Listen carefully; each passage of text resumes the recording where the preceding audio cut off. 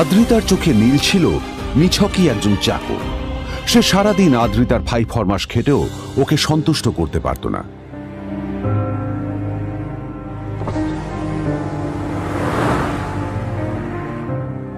এত কিছুর পরেও কেন একজন ধনী বাবা তার মেয়েকে গরিব ছেলের সাথে বিয়ে দিলেন?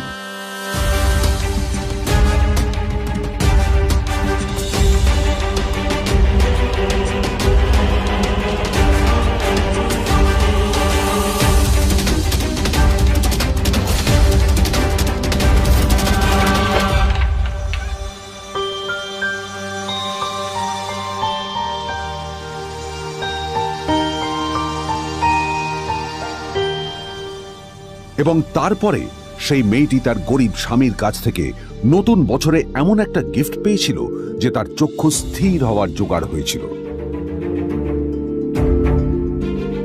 আর ওর স্বামী সম্পর্কে সত্যিটা জানার পর তো ও প্রায় অজ্ঞান হয়ে গিয়েছিল।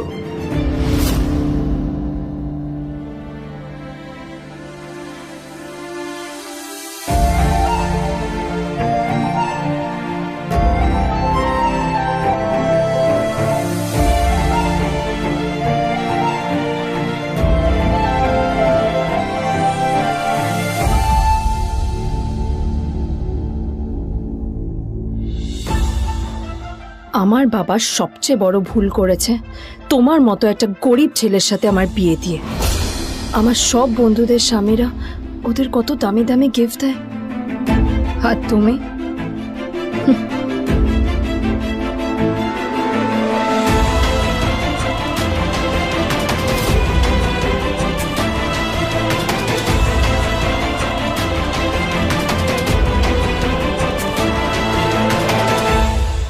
আদ্রিতা তার বাবার কথায় নীলকে বিয়ে তো করেছিল, কিন্তু ও শর্ত দিয়েছিল যেন বাড়ির বাইরের কেউ না জানতে পারে যে নীল ওর স্বামী।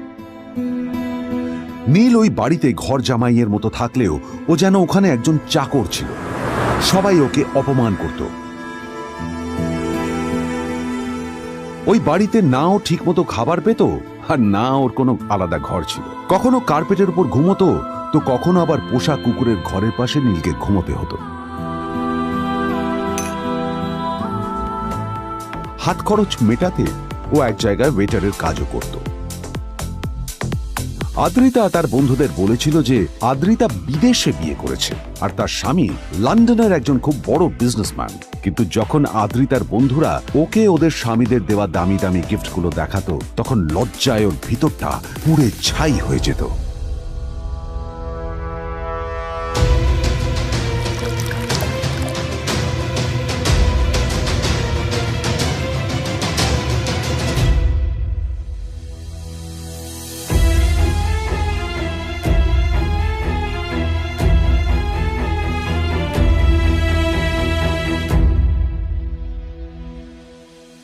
এই যে শোনো, নিউ ইয়ারে আমার একটা গিফট চাই তোমার থেকে।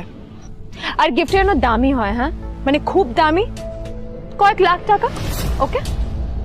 কয়েক লাখ টাকা? কিন্তু অদ্রিতা, এত টাকা আমি একসাথে কখনো দেখিনি। তোমাকে এত দামি গিফট আমি কি করে দেব? এটা তো তোমার বিয়ে করার আগে ভাবা উচিত ছিল। একজন পুরুষ মানুষ হয়ে নিজের স্ত্রীর এইটুকু ইচ্ছা তুমি পূরণ করতে পারবে না? স্ত্রীর এই কথাগুলো নীলকে আহত করে। নিঃশব্দে ওখান থেকে চলে যায় নীল।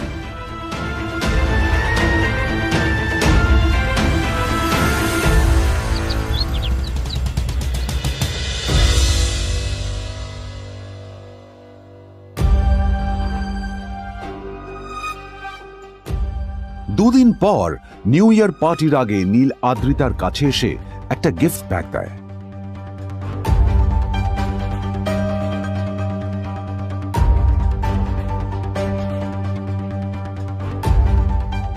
আদ্রিতা মুখ বেজার করে বাক্সটা খুলল, তবে তারপর বাক্সের ভেতরে গিফটটা দেখতেই ও চমকে গেল।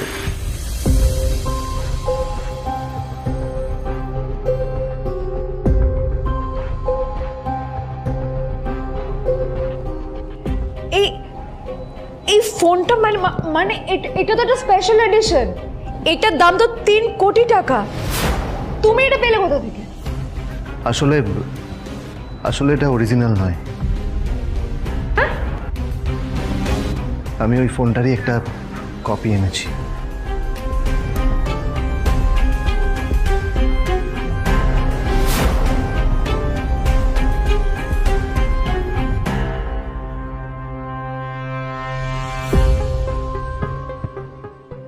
কিন্তু আদ্রিতার নীলের কথা একটু সন্দেহ হয়, কারণ ফোনটা দেখে একেবারেই আসল বলেই মনে হচ্ছিল। পরের দিনই আদ্রিতা ওই কোম্পানির শোরুমে গেল। এই ফোনটা একটু দেখুন না প্লিজ। ওয়াও, আচ্ছা ম্যাম, আপনি কি মিস্টার রয় চৌধুরীর বন্ধু? কে মিস্টার রয় চৌধুরী? ও, আপনি কি ওই রয় চৌধুরী গ্রুপ অফ ইন্ডাস্ট্রিজের মালিকের কথা বলছেন? হ্যাঁ। না না, আমি ওনাকে চিনি না। আমি কেন, আমার মনে হয় কেউই ওনাকে চেনে না। বড় বড় মানুষেরাই ওনা দেখা পান না। আমিও কোনোদিন ওনাকে দেখিনি, কিন্তু সাডেনলি আপনি এই প্রশ্নটা করলেন কেন? অ্যাকচুয়ালি ম্যাম, আপনার হাতের এই ফোনটা আসলে এটা ফোনের স্পেশাল এডিশন। এই কাটিং, এই ডিজাইন, এই লোগো, এটা জাল করা ইজ নেক্সট টু ইম্পসিবল। আর গোটা ভারতে বিক্রি হওয়া এই ফোনের সেকেন্ড পিস এটা, যেটা মিস্টার রয় চৌধুরী কিনেছিলেন। সেজন্য জিজ্ঞেস করছি ম্যাম, আপনি এই ফোনটা কোথা থেকে পেলেন?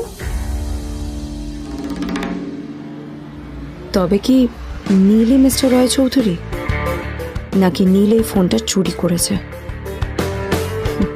বেকার নীলের কাছেই কোটি টাকার ফোন কোথা থেকে এলো? নীলের সত্যিটা তাহলে কি? আর ও যদি সত্যি বড়লোক হয়ে থাকে, তবে ও নিজের শ্বশুর বাড়িতে খরচামাই হয়েই বা থাকে কেন? আদ্রিতা এসব কথাই মনে মনে ভাবছিল। তবে আদ্রিতার বিশ্বাস ছিল যে কোনো না কোনো মতলব করেই নীল এই ফোনটা আদ্রিতার জন্য নিয়ে এসেছিল। কিছুদিন পর আদ্রিতা সেই ফোনটার কথা ভুলে গেল। নীল সকাল সকাল ঘুরতে বেরিয়েছে বাইরে।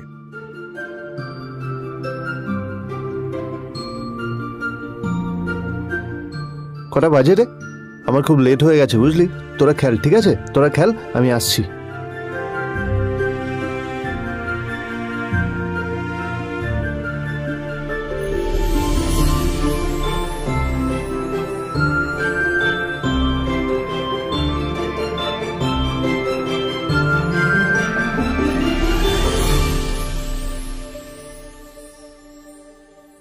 নীল, জল পড়ছে না কেন? দেখো না। নীল, নীল, নীল কোথায় গেল? নীল!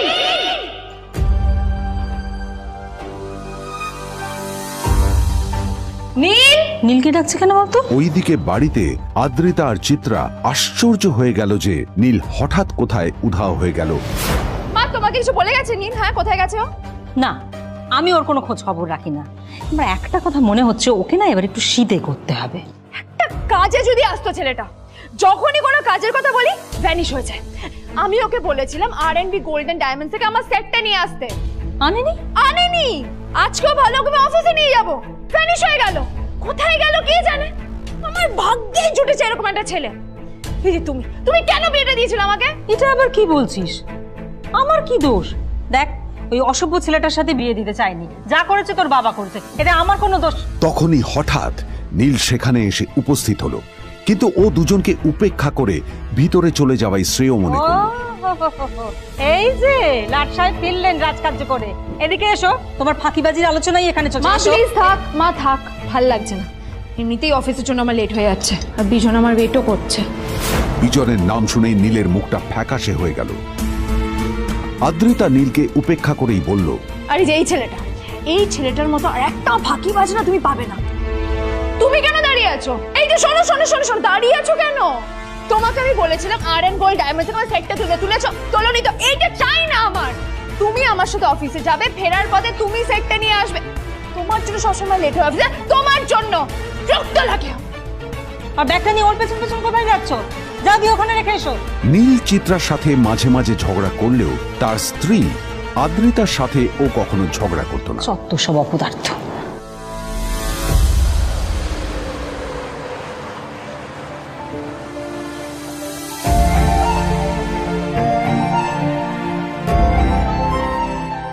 কিছুক্ষণের মধ্যেই তারা আদ্রিতার অফিসে পৌঁছে গেল। আদ্রিতা গাড়ি থেকে নামতে নামতে দেখলো যে তার কাছে অনেকগুলো ফাইল আছে। নীলের দিকে তাকিয়ে ওকেই ফাইলগুলো নিয়ে ভেতরে আসতে বলল। চলো, হা করে দাঁড়িয়ে আছো কেন? ফাইলগুলো নিয়ে ভেতরে এসো।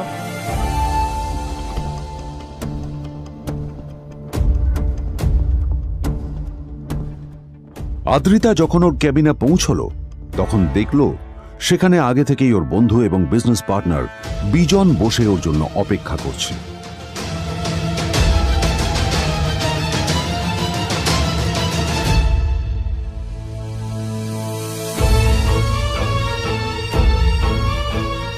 কোথায় ছিলে বলো? আমি 1 ঘন্টা ধরে তোমার জন্য এখানে ওয়েট করছি। এই লোকটার কি কোনো কাজকর্ম নেই? 1 ঘন্টা ধরে বসে আমার স্ত্রী আদ্রিতার জন্য অপেক্ষা করছে। সরি বিজন, আমি খুবই দুঃখিত যে বাড়ির কিছু লোকের জন্য না আমার সবসময় লেট হয়ে যায়। আদ্রিতার কথা শোনার পর বিজনের 1 ঘন্টা অপেক্ষা করার অভিযোগ 1 মুহূর্তের মধ্যে মিলিয়ে গিয়েছিল। কি হলো, হাসছো কেন? লটারি পেলে নাকি? লটারি? হ্যাঁ, তুমি আসা মানে আমার কাছে লটারির থেকেও বেশি দাম। তবে তার থেকে কিঞ্চিত কম দামি একটা গিফট আমি তোমার জন্য এনেছি।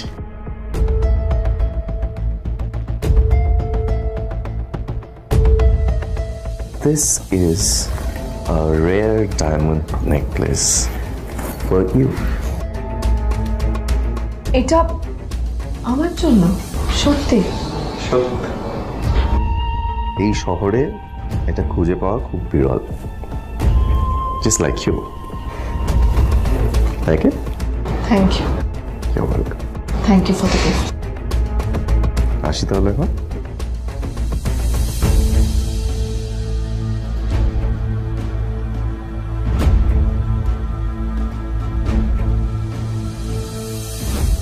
আদ্রিতা, আমি আজ পর্যন্ত তোমাকে কোনো রকম উপদেশ দিইনি, কিন্তু আজ আমি তোমাকে বলতে বাধ্য হচ্ছি।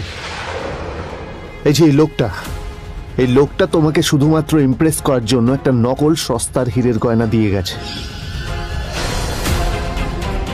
এরকম একটা লোকের সাথে তোমার মেশা উচিত না। ভবিষ্যতে কিন্তু তুমি বিপদে পড়বে। আদ্রিতা, আমি তোমাকে কথা দিচ্ছি, আমি তোমার জন্য আসল রেয়ার একটা হীরের গয়না এনে দেবো, এর চেয়েও দামি, এর চেয়ে অনেক অনেক বেশি দামি। তার জন্য আমাকে যাই করতে হোক না কেন, আমি তোমাকে একদিন ঠিক এনে দেবো, ঠিক এনে দেবো তোমাকে। তাদের বিয়ে হয়েছে 2.5 বছর। এর মধ্যে প্রথমবার তার মনে হলো নীল তার জন্য লড়াই করছে। নীলের এই রূপটা দেখে আদ্রিতা চমকে গেল। আজ প্রথমবারের মতো আদ্রিতার মনে প্রশ্ন এলো, নীলকে নিজের থেকে দূরে সরিয়ে রেখে আমি কি কোনো ভুল করছি? না না, এটা আমি কি ভাবছি? বিজন আমার বিজনেস পার্টনার, ও আমাদের মেইন ইনভেস্টর। নীলের এই অ্যাকশনের কারণে বিজন আমার কোম্পানি থেকে ব্যাক আউট করে গেলে কি হবে? না না না না না, নীলের জন্য আমি আমার এত বছরের পরিশ্রমকে জলে দিতে পারি না। আমার নীলকে নয়, আমার বিজনকে প্রয়োজন। এইসব ভাবতে ভাবতে আদ্রিতার নীলের ওপর রাগ হতে শুরু করে। আদ্রিতার রাগ তখন চরমে উঠে যায়। আজ প্রথমবার নীল আদ্রিতার সাথে খারাপ ব্যবহার করেছে। How dare you! তোমার এত বড় সাহস! হ্যাঁ, তোমাকে কে অধিকার দেয় বলো তো যে তুমি আমারই অফিসে দাঁড়িয়ে আমাকেই এতগুলো উল্টোপাল্টা কথা তুমি শোনালে? তোমাকে এখানে আনাই আমার ভুল হয়েছে, সবচেয়ে বড় ভুল হয়েছে। এবার চুপচাপ এখান থেকে বেরিয়ে যাও, right now. Get out! Neel আদ্রিতার এই কথার কোনো উত্তর দিল না। নীল জানতো যে ও যতই কথা বাড়াবে আদ্রিতা ততই বেশি রেগে যাবে। আদ্রিতা যেন তেন ভাবে নিজের রাগ চেপে ব্যাপারটা ওখানেই শেষ করার চেষ্টা করলো, কিন্তু ও তো জানতো না যে ব্যাপারটা তখন সবে শুরু হয়েছে। কি হলো, শুনতে পাচ্ছিস না? কালা নাকি? আমারই সামনে দাঁড়িয়ে আমার কেনা গিফট নিয়ে তুই মজা করলি? কত বড় সাহস রে তোর! নিজেকে তো বিক্রি করে দিলে ওরকম একটা ডায়মন্ড নেকলেস তুই কিনতে পারবি না। তোর এই গরিবের পারফিউম, সস্তা শার্ট, পায়ে একটা ফাটা চপ্পল নিয়ে নিজেকে বড় হিরো মনে করছিস? তোর নিজের কত দাম সেটা তোর নিজের জানা উচিত। Zero, big zero. সালা খরচা মাই চল।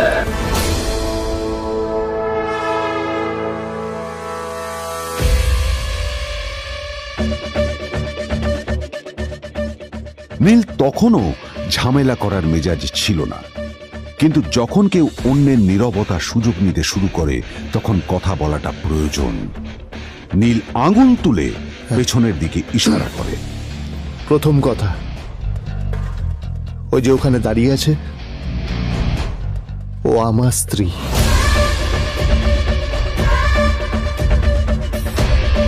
তাই আমার স্ত্রীকে তোমার নেকলেস দেওয়ার কোনো অধিকার নেই। ওকে যদি নেকলেস দিতে হয় তাহলে আমি দেব। তাই এসব ফ্রডগিরি বন্ধ করো। আর দ্বিতীয় কথা, যার পকেটে পয়সা নেই ঝনঝন আওয়াজ করা তার মানায় না।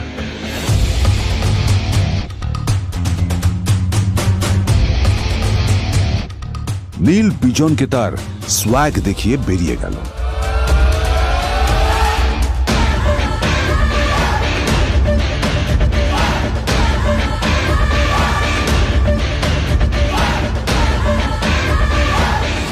আদ্রিতার রাগে গজগজ করছিল।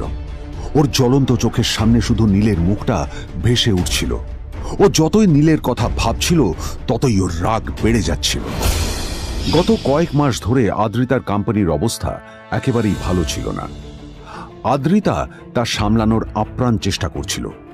কি যে করবেও সেইটাই বুঝে উঠতে পারছিল না। তারপর বিজনের সাথে ওর দেখা হলো, আর তখনই বিজনের সাথে ওর বন্ধুত্ব হলো। বিজন একটা খুব বড় পরিবারের সদস্য। আজ বিজন শুধুমাত্র আদ্রিতার কোম্পানির একজন বিজনেস পার্টনারই নয়, সাথে বড় ইনভেস্টরও। আর শুধুমাত্র বিজনের কারণেই আদ্রিতার কোম্পানি এখনো চলছে। এই কোম্পানির সমস্ত লস বিজনই বহন করে এবং আদ্রিতারও ওকে তাই খুব প্রয়োজন। বিজনের সাথে বন্ধুত্ব করা আদ্রিতার পক্ষে সহজ কাজ ছিল না। অনেক কাঠখড় পুড়িয়ে আদ্রিতা ওর কাছাকাছি এসেছিল। সবকিছু ঠিকঠাকই চলছিল, সবকিছুই আদ্রিতার প্ল্যান অনুযায়ী হচ্ছিল, কিন্তু নীল আজ এসে সবকিছু নষ্ট করে দিল। জাস্ট কি দরকার ছিল বুঝতে পারছি না। কি দরকার ছিল নীলের বিজনকে এতগুলো কথা শোনানোর? এবার বিজন আমাকে টাকা দেবে কিনা সেটাও জানি না। আমার কোম্পানিতে ইনভেস্ট করতে চাইবে কিনা সেটাও বুঝতে পারছি না। কি করব?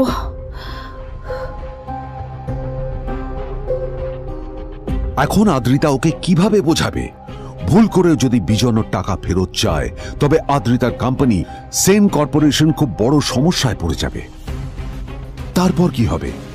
সেন পরিবারের দেখভাল কে করবে? এইসব ভাবতে ভাবতে আদ্রিতা নিজের উপরেও রেগে গেল। আসলে দোষটা ওর নিজেরই। আদ্রিতা কেন নীলকে ওদের মাঝে আনতে গেল? নীলকে অফিসে নিয়ে আসারই বা কি দরকার ছিল? আর যদি সে নীলকে সাথে করে না আনতো তাহলে বিজন এখন ওর সাথেই বসে থাকতো।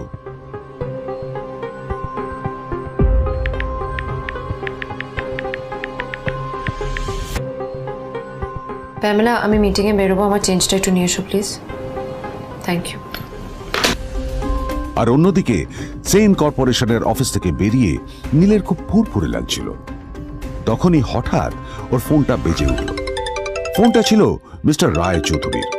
তিনি ছিলেন শহরের সব থেকে বড় বিজনেসম্যান। হ্যাঁ মিস্টার রায়চৌধুরী, আমি আপনাকেই ফোন করতে যাচ্ছিলাম। আমি একজন বিশেষ লোকের সাথে তোমার একটা মিটিং ফিক্স করেছি। ওর অ্যাড্রেস আমি তোমাকে টেক্সট করে দিয়েছি। আমি চাই তুমি ওই লোকটার সাথে মিট করো। ঠিক আছে, আমি যে কোনো কারোর সাথে দেখা করতে পারি, কিন্তু তার জন্য আপনাকে আমার দুটো শর্ত মানতে হবে। প্রথমটা, আমার জন্য একটা রেয়ার হীরের নেকলেস আপনাকে জোগাড় করে আনতে হবে। আর দ্বিতীয়টা, আমি আপনাকে টেক্সট করছি, এটাও কিন্তু একই রকম জরুরি। এই দুটো কাজ আপনাকে যত তাড়াতাড়ি সম্ভব করে ফেলতে হবে আমার জন্য, ঠিক আছে? তোমার অ্যাকাউন্টে কিছু টাকা পাঠিয়েছি। কিছু জামা কাপড় কেন, যাতে তুমি ভদ্র সমাজে আসার যোগ্য হও আর তোমাকে আমি স্বামীর পরিচয় দিতে লজ্জা না পাই। তোমার কারণে আমার পরিবার লজ্জা পাবে, আমি সেটা চাই না। যখনই দেখি তখনই তুমি ভিকিরির মতো ছেঁড়া ফাটা জামা কাপড় পরে থাকো। আসলে আদ্রিতার বাড়িতে আজ ফ্যামিলি ডিনার পার্টি ছিল, আর শেষবার নীলের জন্য ওকে অনেক ঝামেলা পোহাতে হয়েছিল। মেসেজ পড়ে নীল ফোনটা নিজের পকেটে রেখে রাস্তার ধারে গিয়ে একটা ট্যাক্সি থামানোর জন্য হাত বাড়িয়ে দিল। নীল ট্যাক্সি ধরে গোল্ডেন সিটি অ্যাভিনিউর দিকে বেরিয়ে পড়ল। গোল্ডেন সিটি অ্যাভিনিউ শুধু কলকাতারই নয়, এটা ছিল সারা পশ্চিমবঙ্গের সবচেয়ে বিলাসবহুল সোসাইটিগুলোর মধ্যে একটা। আসলে এই সেই জায়গা যেখানে মিস্টার রায়চৌধুরী আজ তার জন্য গোপন মিটিং ফিক্স করেছিলেন। কিন্তু নীল কার সাথে দেখা করতে যাচ্ছে এ সম্পর্কে ওর কোনো ধারণাই ছিল না। যখন নীল সেখানে পৌঁছলো, পুলভিলার বাগানে বসে থাকা লোকটিকে দেখে রাগে নীলের রক্ত ফুটতে শুরু করলো। নীল ওখানে না দাঁড়িয়ে বেরিয়ে গেল। তখনই হঠাৎ একটা মেসেজ এলো। আসলে আজ আদ্রিতার ফ্যামিলি গ্যাদারিং এ যাওয়ার আগে নীলকে ওর হাই স্কুলের রিইউনিয়নেও যেতে হতো। গ্র্যাজুয়েশনের পর এত বছরে এই প্রথম নীল তার কোনো কলেজ বা স্কুলের রিইউনিয়নে যাচ্ছে। এতগুলো বছরে নীল তার কোনো বন্ধুর সাথেই দেখা করেনি। নীলের তার পুরনো সহপাঠীদের কথা মনে পড়তে লাগলো, যাদের সাথে ও স্কুলে মজা করত। আজ আবার ওদের সকলের সাথে নীলের দেখা হবে।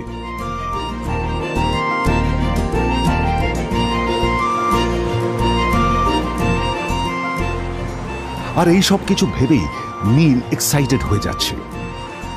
আসলে সোহিনীকে নীল তার স্কুল টাইমে পছন্দ করত।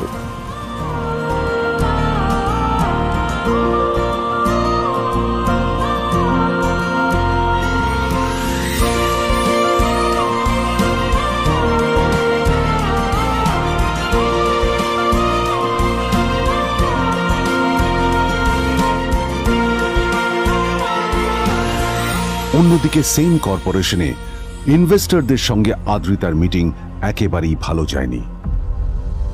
তাকে দেখে বেশ গম্ভীর মনে হচ্ছিল।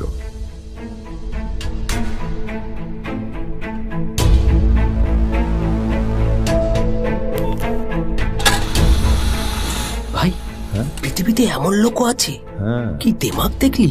হ্যাঁ, কাজকর্ম তো কিছু করার নেই, আর কিছু করেও না। হ্যাঁ, শুধু চলে এসছে আমাদের ম্যাডামকে রাখাতে। এই 1 বছরে না কিচ্ছু বদলায়নি। আরে আমি তো ভেবেছিলাম যে এর সাথে ম্যাডামের আর কোনো সম্পর্কই নেই, কিন্তু না, এখন যা দেখছি উল্টে ম্যাডামের মাথায় উঠে নাচছে। আমার মাঝে মাঝে মনে হয় এদের দুজনের বিয়ে কিভাবে হলো। আর বিয়ে তো অনেক পরের কথা, 2 বছর হয়ে গেল, এদের এখনো ডিভোর্স হলো না। হ্যাঁ, আমার তো ভাবলে কিরকম অবাক যা লাগছে। বলেছিস।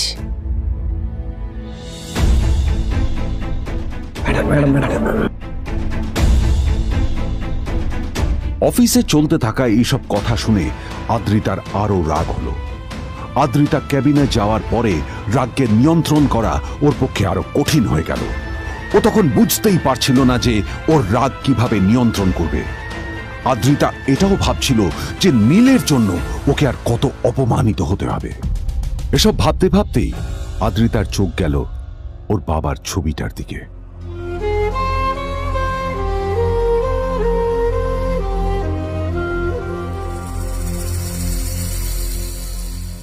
আমি তো তোমার সবচেয়ে প্রিয় মেয়ে ছিলাম বাবা, তাই তাই আমি সবসময় ভেবেছি যে তুমি আমার জন্য যাকে সিলেক্ট করবে সে সব থেকে শ্রেষ্ঠ হবে। তাই আমি নিজে থেকে কখনো কোনো রিলেশনশিপে যাইনি, আর তোমার কাছে বিয়ের কোনো শর্তও রাখিনি। কিন্তু কিন্তু তুমি না আমার সাথে কি করলে? এই গাধাটার সাথে আমাকে বিয়ে দিলে। আমার আমার জীবনটা নষ্ট হয়ে গেল, শেষ হয়ে গেল।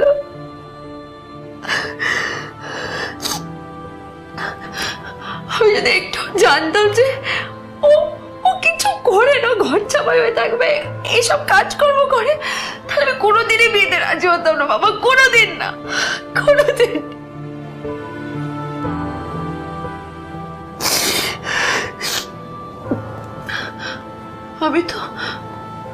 আমি তো সবসময় ভাবতাম যে বাবা মারা তাদের সন্তানের ভালো চায়, কল্যাণ চায়, তাদের জন্য চিন্তা করে,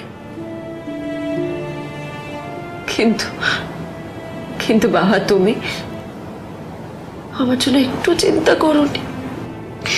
তুমি শুধু তোমার শেষ কর্তব্যটুকু করতে চেয়েছিলে, শেষ ইচ্ছাটুকু রাখতে চেয়েছিলে, ব্যাস পালন করা হয়ে গেছে। আর আমাদের তুমি ছেড়ে চলে গেলে, তুমি আমাকে ছেড়ে চলে গেলে।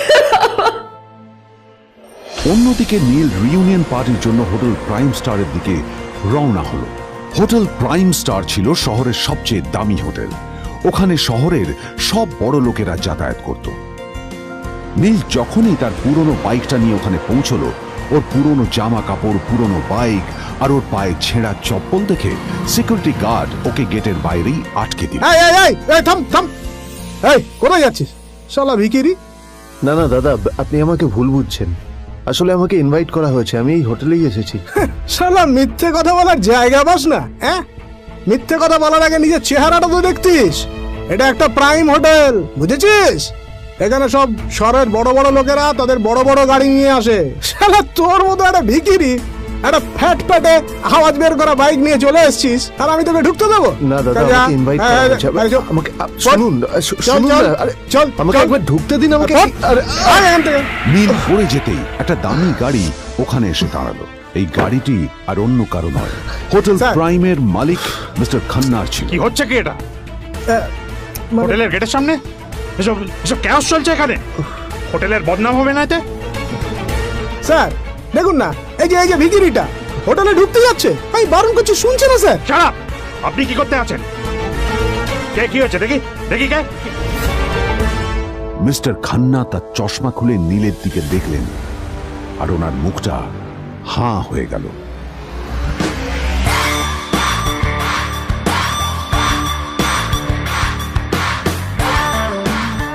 নীল স্যার, আপনি?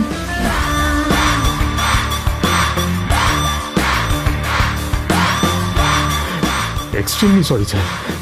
স্যার স্যার, আপনি একটা ইনফর্ম করেননি কেন আমাকে? আপনি আসবেন জানলে তো আমি নিজে রিসিভ করতে আসতাম আপনাকে। ছি ছি ছি ছি ছি ছি। ঠিক আছে, আপনি ব্যস্ত হবেন না প্লিজ। জানোইনি কে? নিজের বসকে এভাবে একজন ভিখারিকে হাতে পায়ে ধরতে দেখে গার্ডটিও অবাক হয়ে গেল। আরে sir, sorry sir, extremely sorry, আপনি আমার সঙ্গে আসুন। সরি স্যার, সরি, ভুল হয়ে গেছে স্যার। সালাম স্যার। নীল কি তবে সত্যিই একজন খুব বড়লোক কেউ? জানতে পকেট এফএম এর এই সম্পূর্ণ গল্পটি শুনুন বস, দুনিয়া যার বসে, যেটা ভারতীয়রা সবচেয়ে বেশি শুনছে। বিনামূল্যে গল্প শুনতে নিচের ইনস্টল বাটনে ক্লিক করুন এবং পকেট এফএম ডাউনলোড করুন।